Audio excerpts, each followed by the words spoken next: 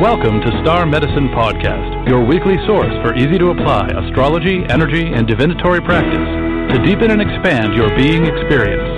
Hosted by intuitive astrologer and Reiki 3 practitioner Jennifer Edwards.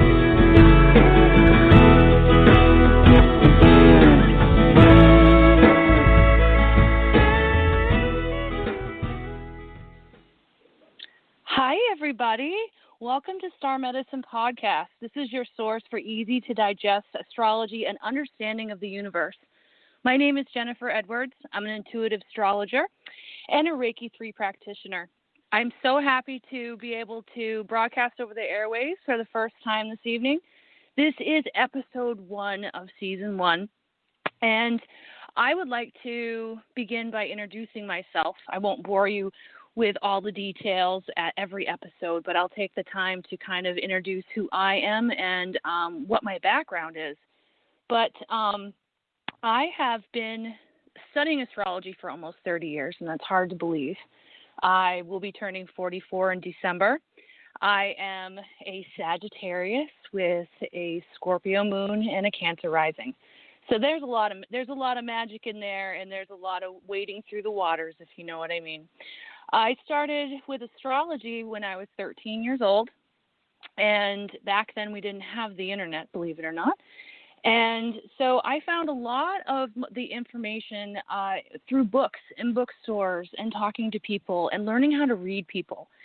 And my fascination began at 13, which is a goddess number, and slowly began to grow over the years. I landed in South Portland, Maine, finally threw caution to the wind and decided to pursue my dream as a practitioner of astrology. I also am an esthetician. I deal with plant-based skincare. I create my own skin line. And I have a shop called Thank Goddess in South Portland where I have a soul apothecary. I tend to take all of these medicines and apply them to anyone's healing. So that way they're able to pull from different places for exactly what the soul needs.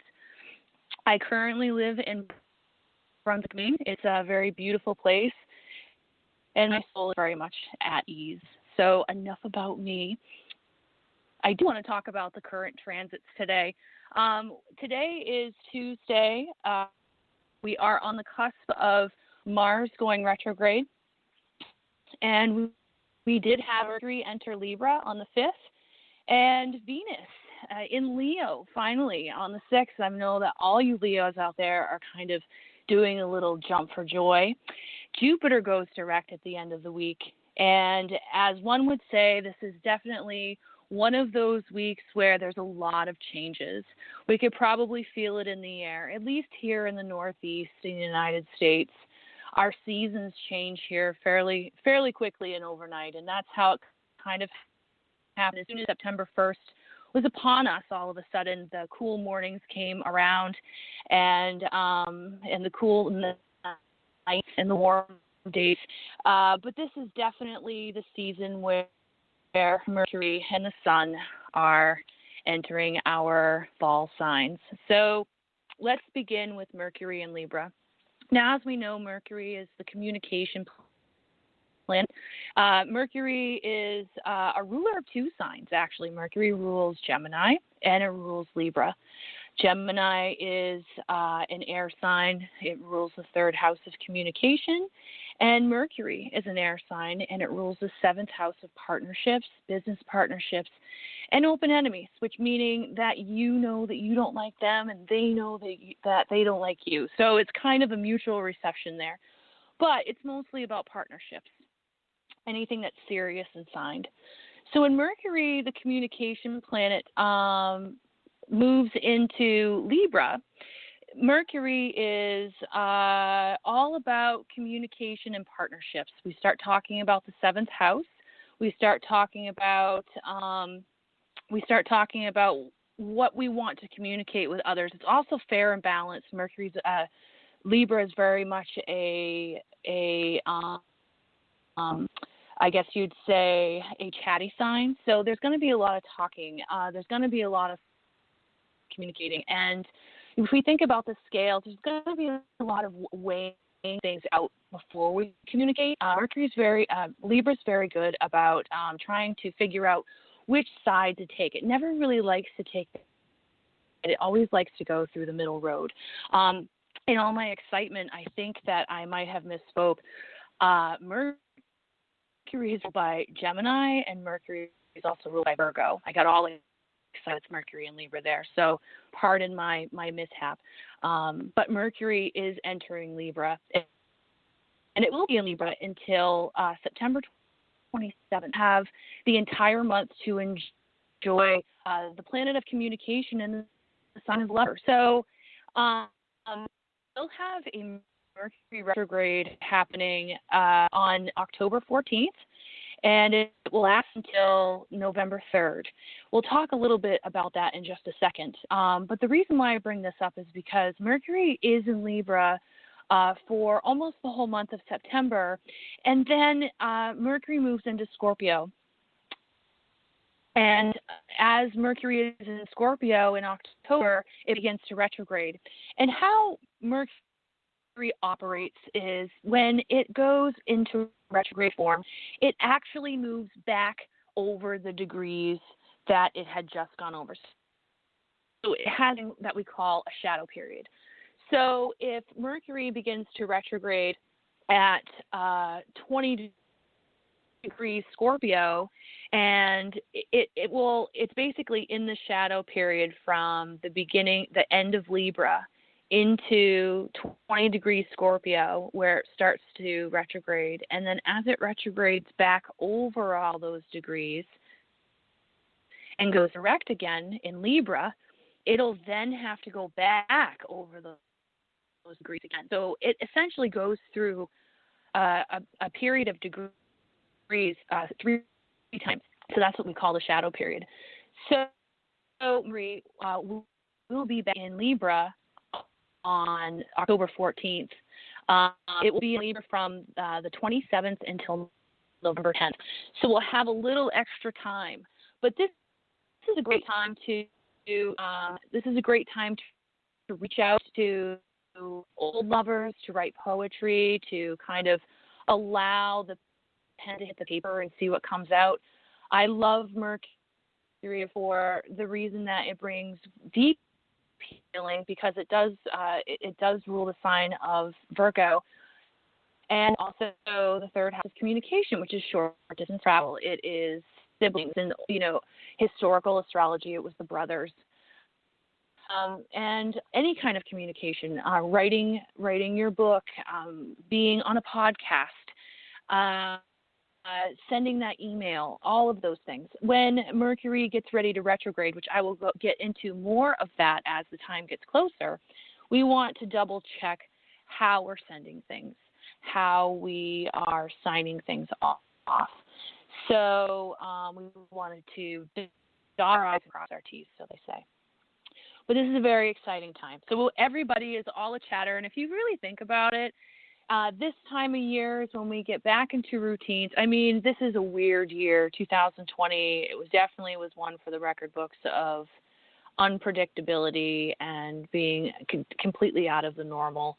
But typically, when we get into September, we are going back to school. We're talking to our friends. There's so much liveliness in the air that it's never unmistakable that it's Mercury in Libra season.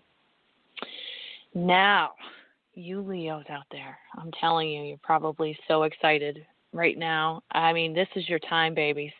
This is your time. Venus in Leo. So we had a long summer of Venus in Cancer. Actually, a long summer of Venus in Gemini, and then finally Cancers had their day. They had their day in the sun over the summer, and we get of new love, children,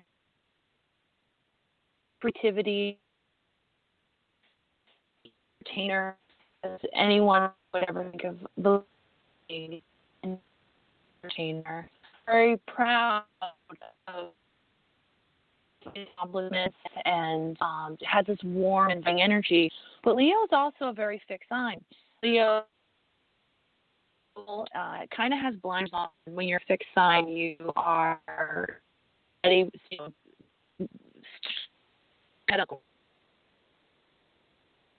and whenever we talk about Venus entering a sign, we start looking at how we express ourselves through creativity and childlike joy. I find in astrology, talking about the different houses, to start off with, there are 12 houses in the astrological wheel, and they all mean something different. The lower hemisphere of the wheel, if you were to look at a 360-degree circle, and you were to cut that wheel in half in the center, and you have a lower hemisphere and an upper hemisphere, the lower hemisphere hold the houses 1 through 6.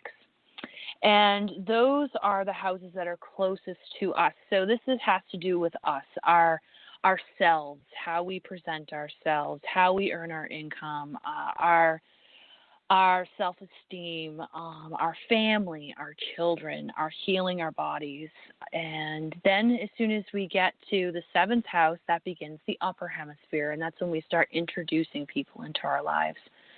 So the 7th house would be partnerships, 8th house would be finances, sex, death, and taxes. And the 8th house is just a beautiful house with so many things in it. And as you go around, it's adding other people in.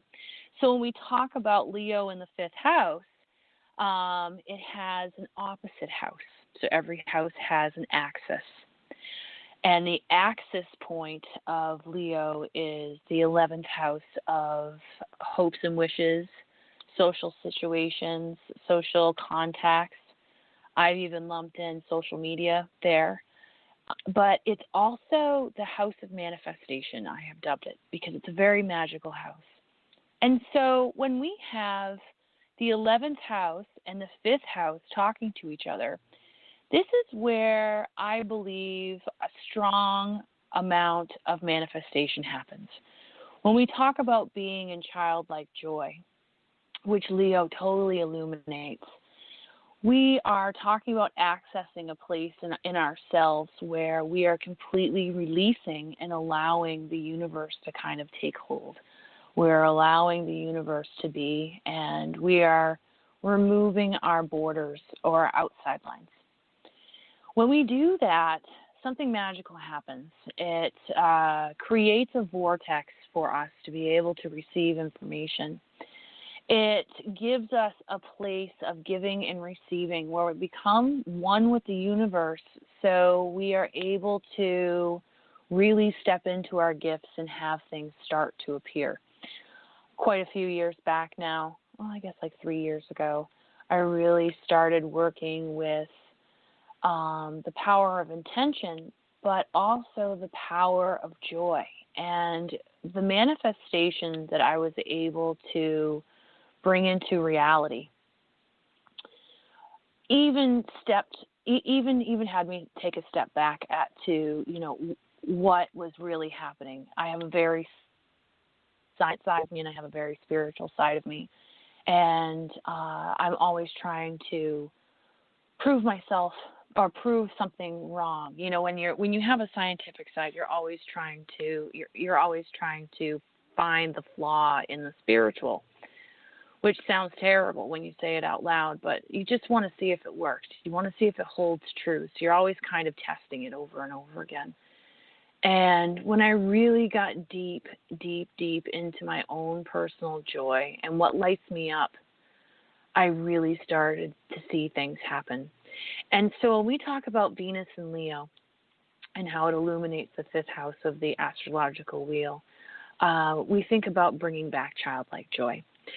So all of you folks out there who are not Leos, you're probably saying, well, Jennifer, how does this apply to me?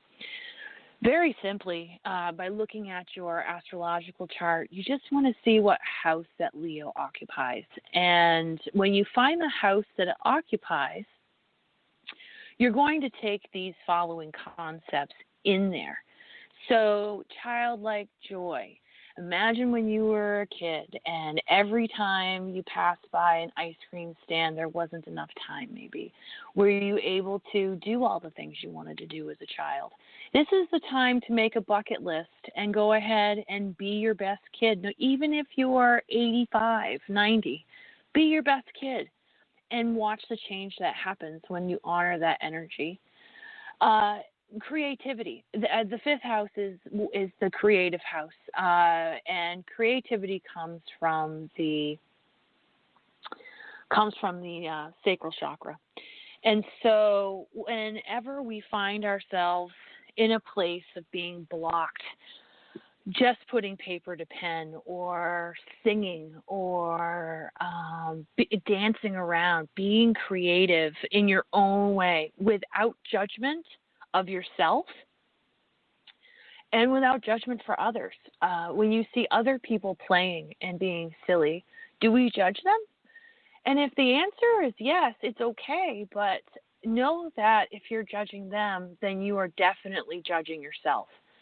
We want to get ourselves into a place where it is okay to play and the real child comes out. It's important that we honor our inner child. And Venus in Leo is really the time to do that. Now, for our Leo friends, eventually, as we know, the sun will be passing over Venus will be passing over your natal sun. And this is a time where you are just on fire. Heads are turning, heads are spinning around. Your Leo mane is glistening in the autumn sunshine. If you're in Australia, then it's glistening in the spring sunshine. You are just going to be a vision to behold. So know that if you want to go ahead and change your hairstyle, you want to update your look, you want to do anything with your aesthetic, this is a great time to do it. I do urge you, because Venus will be in Leo from September 6th until October 20th. So if you're going to update anything that has to do with your appearance, you really want to make sure that you have everything taken care of before October 1st. That's kind of like the call-off time for, cutting bangs and seeing if that looks okay. Because once we start getting into the Mercury retrograde shadow period, even though you do have Venus in there just glistening all over the place, the big thing is to realize that, Mercury, as it gets ready to go direct, you may not be able to communicate what kind of bangs you want. Maybe you tell your hairdresser that you want to look like Penelope Cruz and Vanilla Sky, and you end up looking like, I don't know, I can't think of anyone on the top of my head, but you end up looking, like a goth chick with half-inch bangs in the front and all forehead, and it just doesn't look appealing on you because the communication was lost. However, Leos, we all know you can rock any kind of hairstyle. So I'm sure we'll have more to talk about Venus and Leo in the future, because we are going to have her there for a long time. I was looking for tarot cards that related to Venus and Leo and Mercury and Libra. And it was interesting because with the Rider Waite Coleman Smith deck that I use, there isn't an application for Mercury and Libra and Venus and Leo. So when we think of Leo, at least for me, the tarot card that comes to mind is strength. And the sun. I always kind of simultaneously put those two together. I always think summertime, August, very much, Leo season. And of course, Venus to me, is the Empress. It will always be the Empress. Venus does show up in many ways in other forms. Venus does show up in the Lovers, but she is mainly the Empress, and that's for sure. As for Libra, we have Justice. Mercury, we have the Magician. But I couldn't find a pip card for either one of those. I'm not surprised because I would have kept that in memory. But in preparing, I thought, that would be a lovely a card would be a lovely representation of those two placements. But as we move on to the next big thing on the agenda this week, Mars is getting ready to retrograde in Aries. Now, Mars has been in Aries for a long time. And Mars is the home ruler of Aries. And, all of the Aries bull, Aries first house, Aries moon, wherever Aries is located in your chart, or if you have personal planets in Aries, you are definitely being affected by Mars being there. And because it's in its home sign, it's a mutual reception. So it loves being in the house of fire where it belongs. Aries is very spontaneous and passionate and playful, and the very first fire sign in the fire sign trifecta. And so Aries is a cardinal sign. It's a self-starter.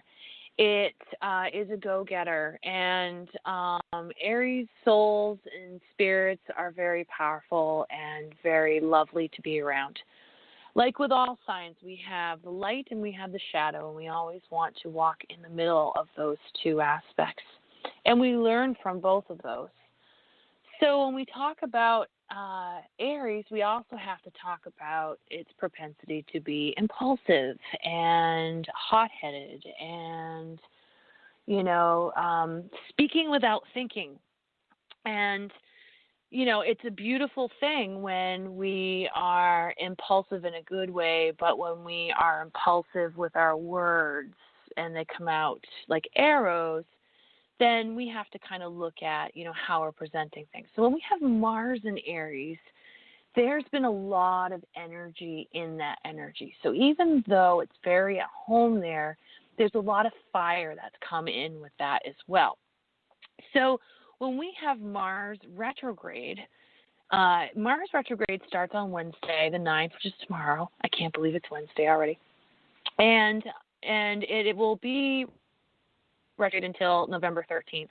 It's at 28 degrees Aries right now. So, it's had a long run through Aries. So all you Aries natives, I know that you've been feeling that extra bump.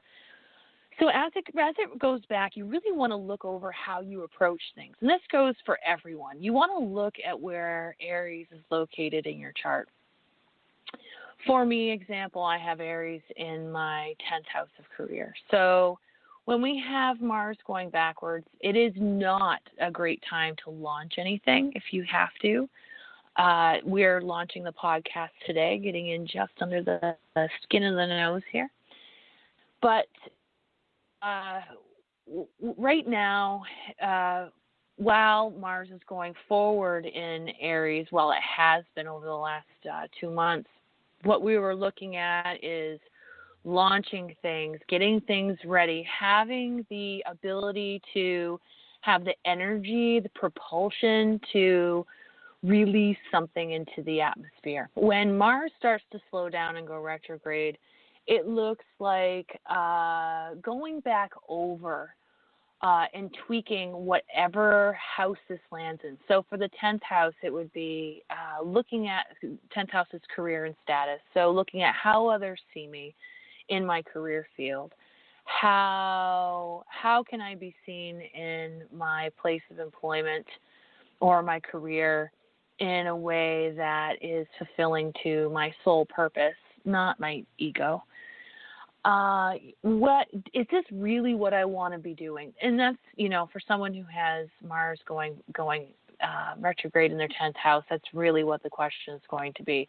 Is this really what I want to be doing? And how do I get out of how do I get out of what I'm in now? If we were to apply it to the other houses, Aries in your first house and Mars going retrograde, it would be dialing back on spreading yourself too thin. I'm sure this has been a very busy summer for you, being seen. Also a time of rest. The first house is how other people see you, what your role is in relationships, and your outward appearance. So, you've probably been a very active firecracker this summer, and now, you're dialing it back in. When we have Aries in the second house is earned income and also self-worth. Those two are tied together. So when we talk about earned income, when Mars goes through your second house, you see an influx of money coming in. But the funny thing is that we also see an influx of money going out. So as fast as it comes in, it goes out just as fast. So with Mars going retrograde in your second house, then we would start looking at, how can I save more money? I can't believe I bled through $4,000 in 3 weeks. What is going on? The reality of the situation starts coming in. Maybe we were moving a little bit too fast. Maybe we need to kind of relook at things. As for self-worth, when we have a lot of pride in what we do, but we really don't feel it on the inside, but we try to show that we do on the outside, the systems start to break down and we start to deal with issues of self-worth. Maybe we felt really good that we got the $4,000, but since we spent it really fast, where are we now? And where are the people that we spent it with? They were all around when the money was around. Those kinds of issues come up whenever we talk about Mars retrograding in the second house. And then also how you earn your income. Maybe you're second guessing what you want to do for a living, how you want to make your main source of income, and maybe that's on the table as well. If we talk about Aries in the third house, and Mars being retrograde in the third house, it's all about communication. So, and short distance travel. So you want to make sure that you probably have been traveling a lot. Here's a scenario.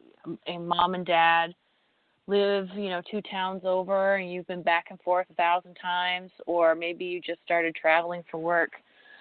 This would be a good time to check the vehicle, especially with Mercury getting ready to retrograde, making sure that, you've got your oil changed because you've been traveling a ton. Also, looking back at over all the things that you've written, because this is a communication house and it is ruled by Mercury, you want to go back and see, who you've been communicating with. Did you say something maybe that you didn't mean? Mars tends to come out fast and furious. Maybe it's time to relook at those relationships. And then also it's the house of siblings. So recommunication with siblings. When we talk about a retrograde, it is all about healing before we go forward again. So if anything has happened over the last 2 months, we are in a very heated environment when we talk about politics and global changes afoot. It's a very tense time, and a lot of times people that we love and we care about, we're not seeing eye to eye. And so with this intense passion, we tend to forget about our true connections. And so I'm hoping during this Mars retrograde that we're able to really reflect on what our true connection is with all of this chaos aside, because we're all humans, and we all need to be loved, and we all need to be heard and held. So as Mars goes backwards, especially in the third house, maybe we need to apologize to, Uncle Stan, because there was a little political uproar at the 4th of July party. There's many of those. Oh, it's almost time for a commercial break, and we'll come back and start talking about Mars retro in Aries in the 4th house. You are listening to Heart Over Ego Radio, a network of shows offering healing and guidance for your beautiful journey. Tune in on Mondays for the Alchemy Sisters, 4 p.m. Pacific, 7 Eastern. Tuesdays, tune in and tune up. Body Awareness and Self-Care, 11 Pacific, 2 p.m. Eastern. Wednesdays, One for All is Love, 1:30 Pacific, 4:30 p.m. Eastern. Thursdays, Unbound with Cynthia Martin, 5 p.m. Pacific, 8 Eastern. Fridays, The Witching Hour with Green Witch Village and the Alchemy Sisters, 11 Pacific, 2 p.m. Eastern, and on Fridays, Rain Radio, 10 Pacific, 1 p.m. Eastern. Saturdays, Creating Heaven on Earth, 11 Pacific, 2 p.m. Eastern, and Sundays, Everyday Psychic Radio at noon Pacific, 3 p.m. Eastern. This is the Heart Over Ego Radio Network. Welcome back to Star Medicine Podcast. I'm Jennifer Edwards. I just wanted to tell you how you can find me online if you are looking for an astrological reading. We're talking about houses, and we're talking about moon signs and rising signs, and if you would like to explore that farther, my website is www.thankgoddess.org. You can also email me at starmedicinepodcast@outlook.com. If you'd like me to read your chart and ask one question, I can answer one question. Email me your birth information, your name, your birth date, your time of birth, and where you were born, city and state, country, and one question. And once I get my email box full, I will stop taking questions. But right now the platform's open, so please feel free to send those, and I'll answer as many questions as I can live on air each week. I am also a part of a collaboration called Optimistic Wellness. It is an amazing collaboration with 3 other women and myself. Jordan Winningham, Lydia McLean, and Shada Sarkinson. Jordan put this together with her baby and her dream to put together a community for women to heal, to grow, to learn, to manifest. And she had us join her. We all met at a retreat in Rhinebeck, New York. It was a very magical time. And actually, that's where I met Mandy as well from Heart Over Ego Radio. And so we all connected and ended up having a very, very deep connection. And my role in Optimistic Wellness is the resident astrologer. And Jordan is the creator extraordinaire, where she does tarot spreads and answers any business questions if you're trying to create a soulful business. And Lydia McLean does spiritual breath work and journeys, which are absolutely amazing. And Shana Sarkinson is a chiropractor and a womb medicine manifesting machine.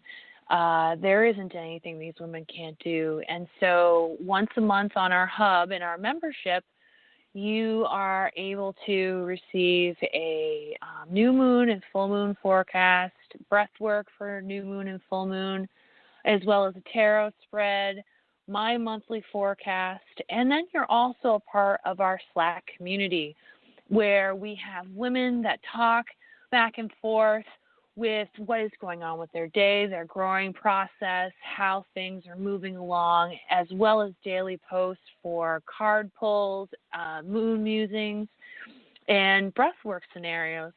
So that journal prompts. So if you'd like to check that out, the website is www.optimistic, and mystic is with a Y, so it's OPTIMYSTIC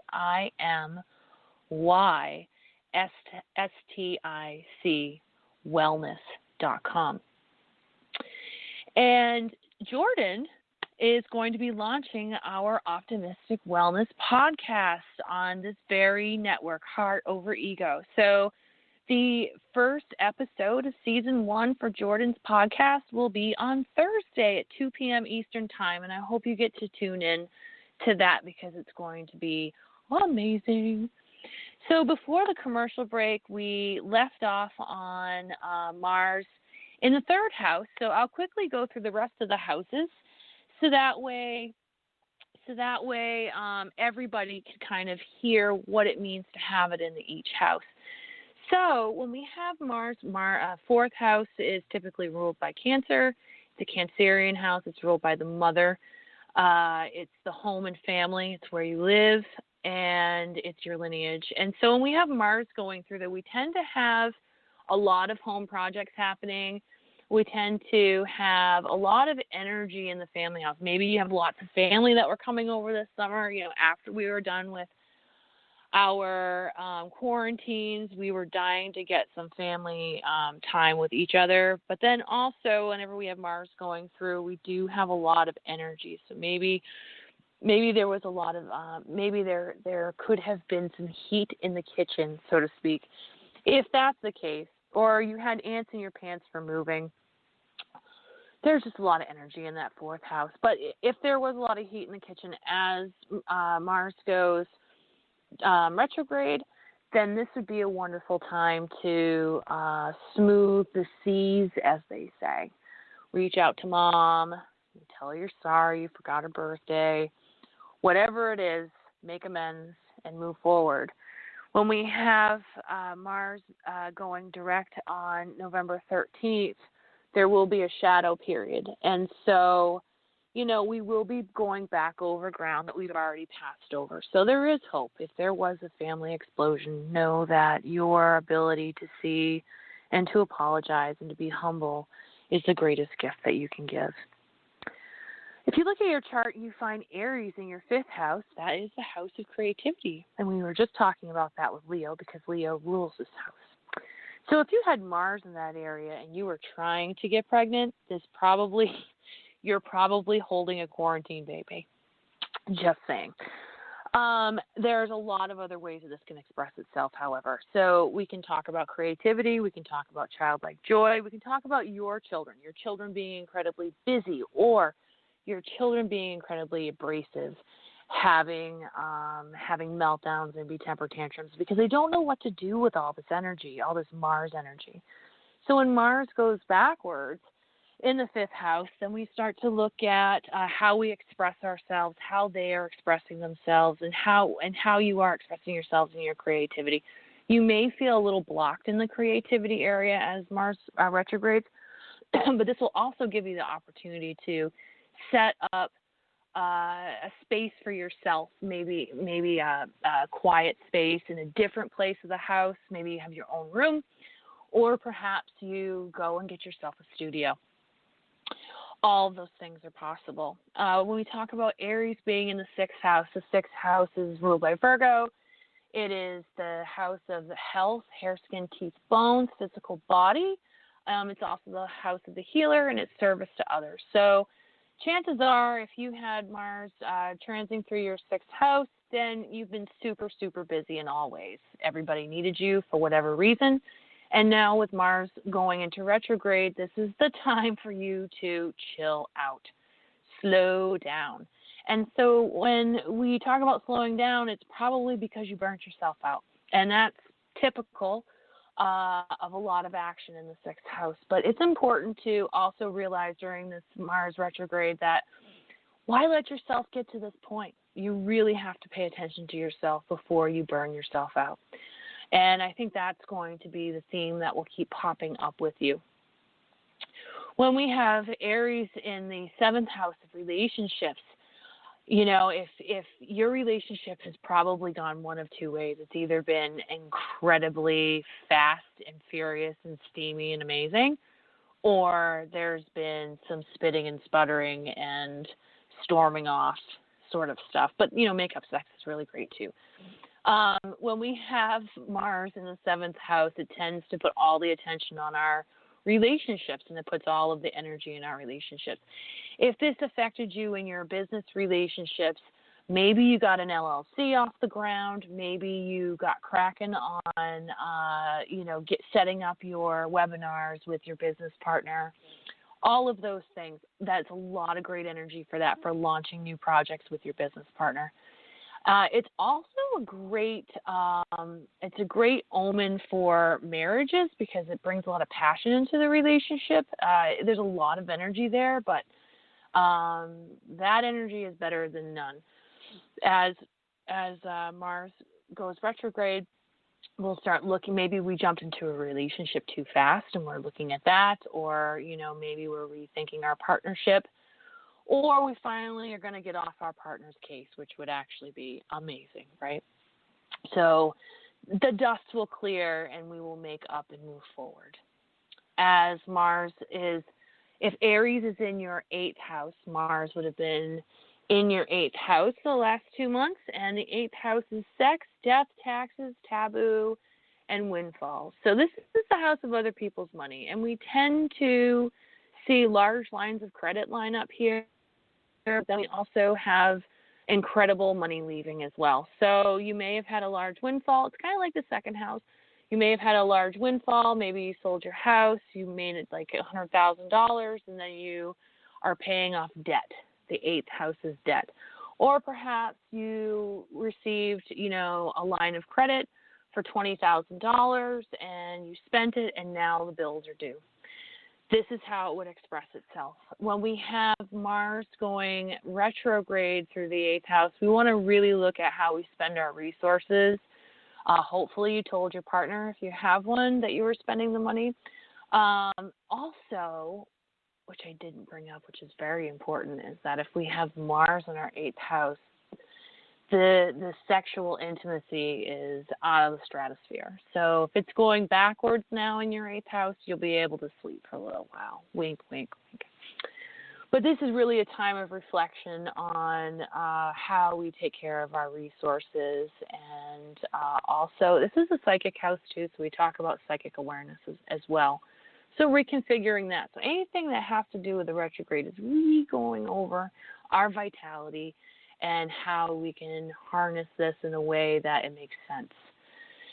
As we move into the 9th house, if you have Aries in the 9th house, it's a house of spirituality. It's ruled by Sagittarius.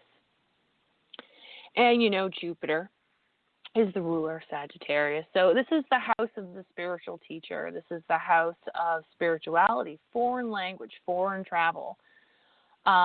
This house means a lot to me. So whenever I have transits here, I always find myself in a different country. But, with the state of affairs now, we really haven't been able to travel outside of the country.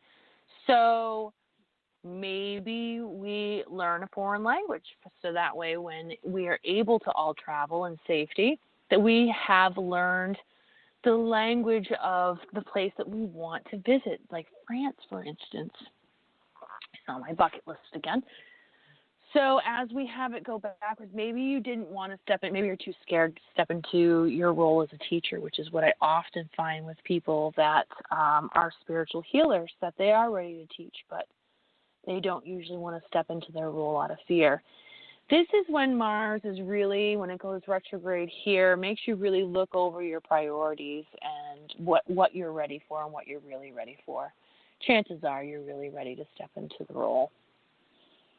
Now, when we talk about Aries in the 10th house, it's ruled by Capricorn. 10th house is career and status. So I already talked about it in my 10th house, but I just kind of want to gloss over fairly quickly that it's going to be really busy in your career. You probably are going to be noticed, hopefully for good things. And watch your emails, watch your hot temper. And as Mars goes backwards in your 10th house, you start to line up your priorities on where you want to be, where you're putting your energy, and who is deserving of that energy. When we talk about Aries in the 11th house, we are talking about friendships. We are talking about manifesting. We are talking about social media. So chances are if you've had Mars in this area, you may have gone on a tear on social media over the last 2 months. Maybe you've had a hard presence there. You are probably have seen a lot of your friends this summer. It's probably been a very social time for you. And manifesting-wise, whatever we put the most amount of energy in to, if we match that vibration, it comes. So maybe you've been working towards really opening up your spirit path or allowing the doors to open.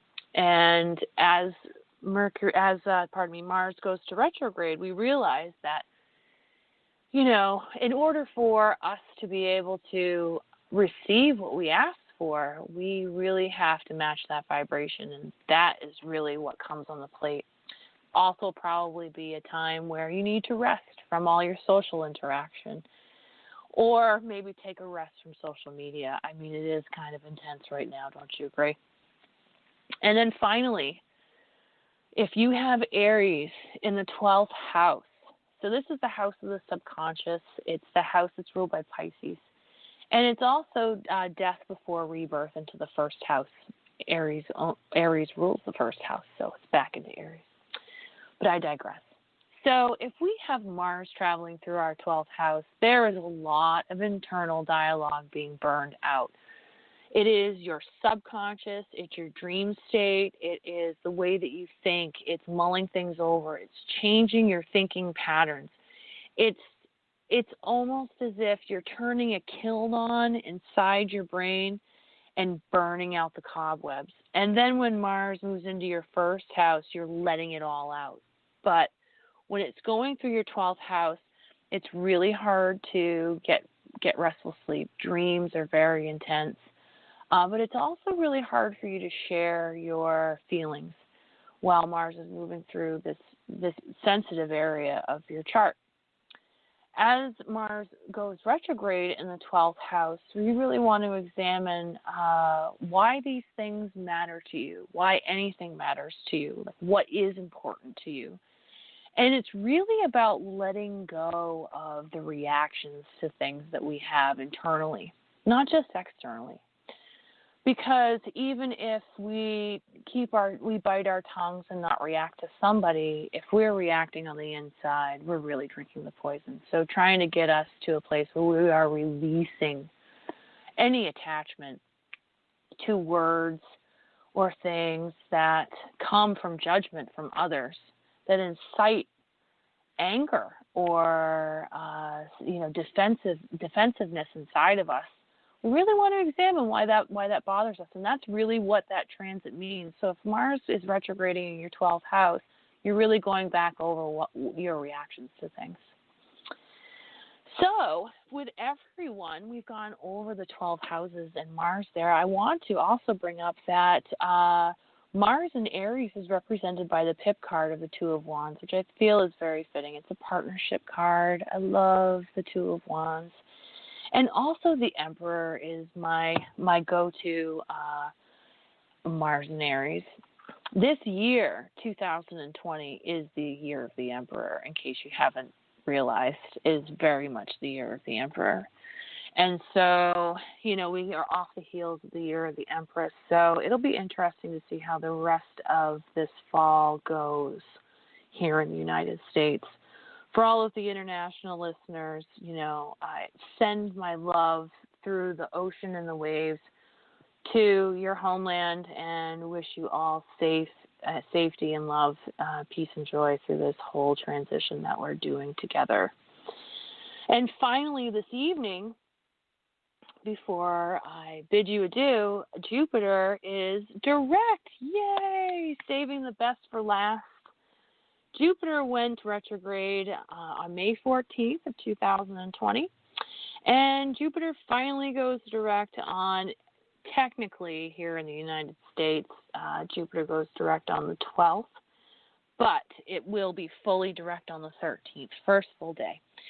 And we'll be working through the Jupiter shadow period until December 3rd. So when Jupiter is retrograde, when Jupiter is direct, Jupiter is the planet of abundance, and everybody has Jupiter somewhere. So wherever it's traveling in your chart, it's in Capricorn. At this moment, it's at 17 degrees Capricorn. So wherever that lands in your chart is where you're going to find your ability to create abundance fairly easily. You'll have the Midas touch. And I always tell my clients that when Jupiter is retrograde, this is a time for gratitude.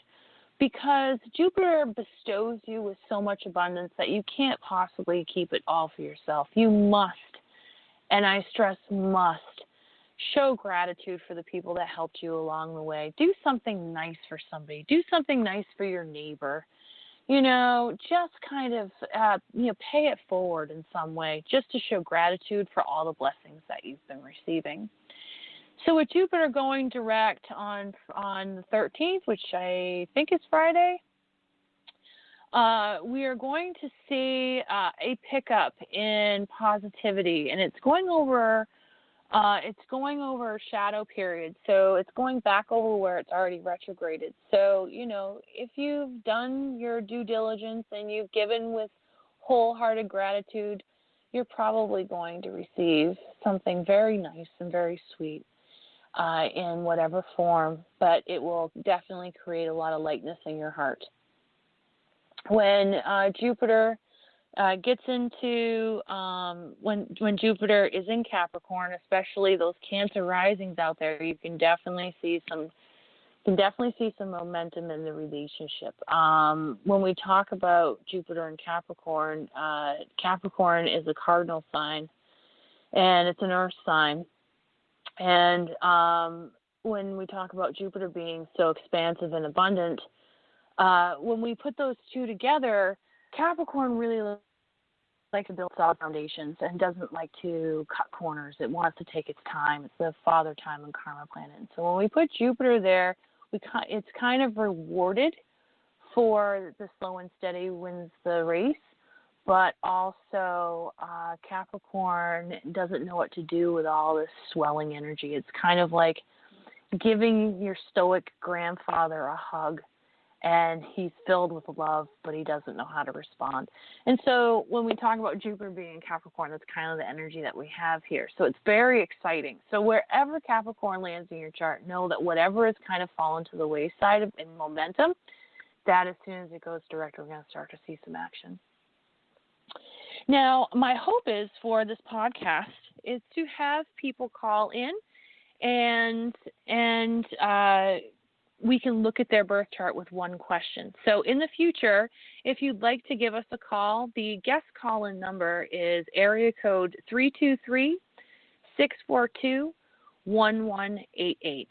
Again, the number is 323-642-1188.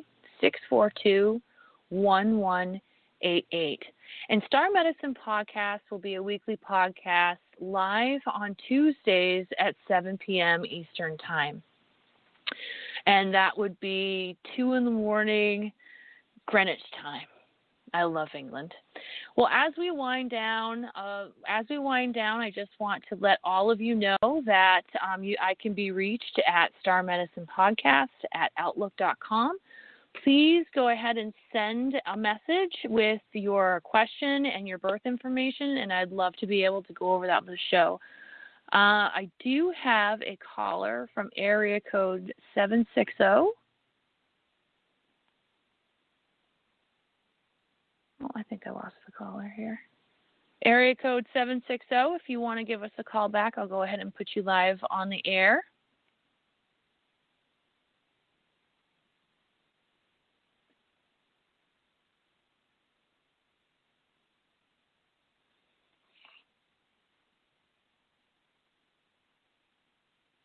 Excellent. Well, it looks like our time has come to a close. I am going to sign off now, but I can't wait to hear your voices next week. It's been an honor and a pleasure to deliver my star medicine to you all here in this way. I hope that you guys have a wonderful week, and until we meet again, I hope that you are filled with so much love. And I'm sending you all so much love. Thank you.